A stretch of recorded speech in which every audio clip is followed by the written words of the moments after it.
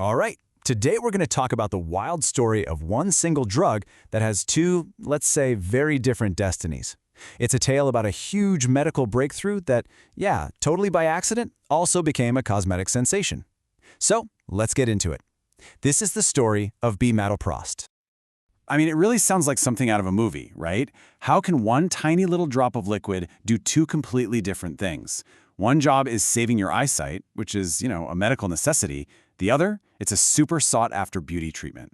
And that's the bizarre paradox we're going to unravel today. Okay, let's get into the science just for a second, but I promise it's way simpler than it sounds. Bimatoprost is what's called a synthetic prostaglandin analog. Now, that's just a really fancy way of saying it's a lab-made key that's perfectly designed to fit a specific lock in our bodies.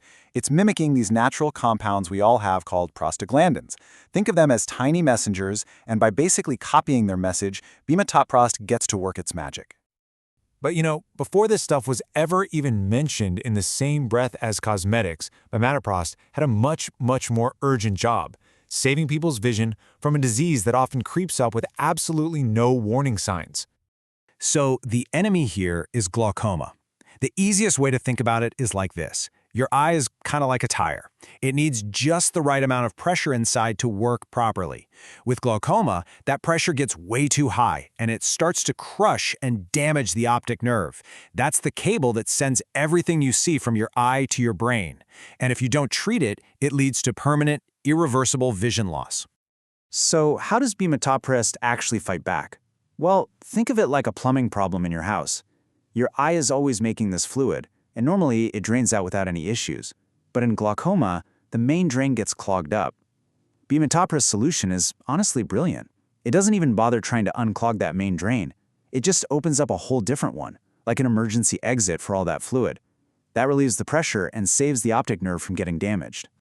And this, right here, is where our story takes a really sharp turn. Because while all these doctors and patients were focused on just one thing, saving vision, they started noticing something else was happening, something nobody saw coming. And this quote from the research just nails it.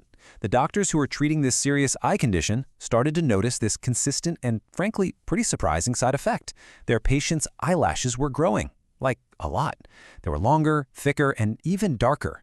Now, that was not the goal at all, and it's part of this really cool pattern you see in medicine sometimes, kind of like how minoxidil, a blood pressure drug, ended up becoming Rogaine for hair loss. And for a lot of these patients, this side effect was a very welcome surprise.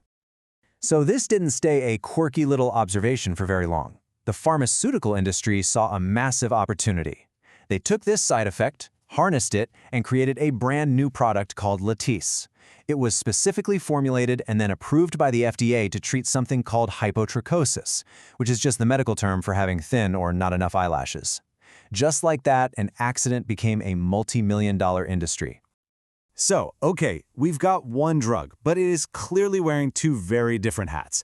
Let's break down exactly how it manages to pull off both of these jobs, because the way it works inside the body for each one is actually pretty different. Let's just put these two uses right next to each other.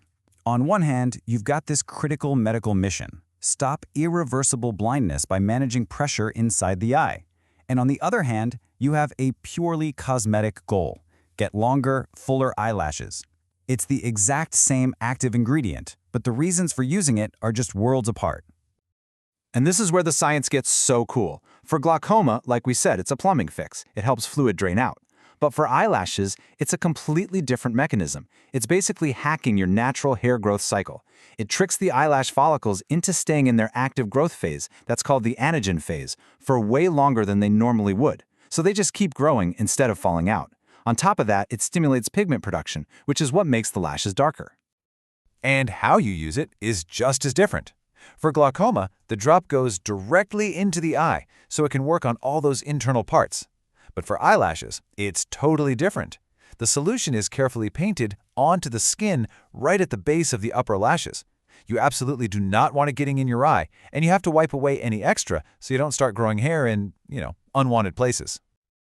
Now, with any medication this powerful, there are always going to be potential downsides. And with Bimatoprost, understanding the side effects is absolutely crucial, especially when you're weighing a serious medical need against a cosmetic want. So what can people actually expect? Well, the most common side effects are things like some eye redness, itching, maybe a little irritation or dryness. You also might see some darkening of the eyelid skin right where you apply it. The good news here is that these things are typically reversible. They usually go away if you stop using the drug. But there is one major side effect that you really need to be aware of, because this one can be permanent. We are talking about a change in the actual color of your eyes. Yeah, this is a huge deal.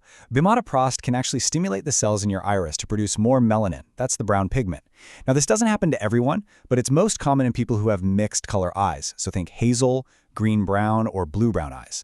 Over time, it can cause those eyes to turn more and more brown. And this is the key part. Once that change happens, it does not go back. It's permanent. There are a couple of other notable things too. A less common but pretty significant side effect is something called periorbital fat atrophy. This is where you can lose some of the fat padding around your eyes, which can create a kind of hollowed out or sunken look. Some users might also get blurred vision. And just a practical note, if you wear contacts, you have to take them out for at least 15 minutes after you apply the drops. And this right here just lays out the two different mindsets perfectly. Look, if you have glaucoma, you are weighing the risk of side effects, even a permanent one like your eye color changing, against the absolute certainty of going blind without treatment. For most people, that choice is pretty clear. But for cosmetic use, the calculation is completely different. You're weighing those same risks against the desire for an aesthetic improvement. It's a totally personal choice, but the stakes are in a different universe. The story of Bimatoprost is just such a powerful example of what you might call scientific serendipity, a happy accident, and it forces us to ask this really interesting question. When does an unwanted side effect cross the line and become an unexpected, sought-after feature? It's a fascinating look at how medicine evolves, and a reminder that sometimes the biggest discoveries happen in ways nobody could have ever predicted.